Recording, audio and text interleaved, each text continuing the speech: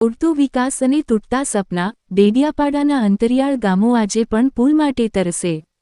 નર્મદા જિલ્લાના ડેડિયાપાડા તાલુકાના અંતરિયાળ ગામોમાં વિકાસના દાવાઓ આજે પણ હકીકતથી ઘણા દૂર છે। લાડવા અને મોચરા ગામની વચ્ચે આવેલી નદી આજે પણ આદિવાસી વિસ્તારના લોકો માટે અભિશાપ બની રહી છે।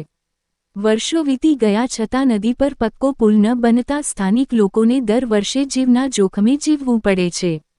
ડેડિયાપાડા તાલુકાના લાડવા, ફુલસર, કંજાલ, બેબાર, દુતર અને ગઢ જેવા અનેક ગામો આ નદીના કારણે ગંભીર રીતે પ્રભાવિત થયા છે।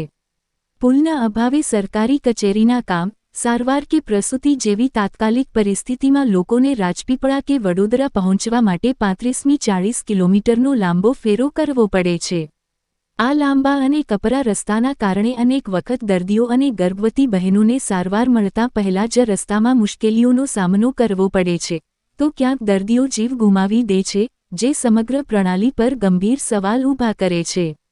આંતરિયાળ વિસ્તાર હોવાના કારણે શિક્ષણ વ્યવસ્થાની હાલત પણ ચિંતાજનક છે।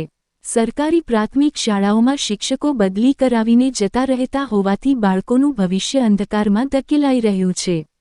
પરિણામે આઝાદીના આટલા વર્ષો પછી પણ આ ગામોમાંથી એક પણ યુવાન સરકારી કચેરીમાં પટાવાળો સુધી બની શક્યો નથી।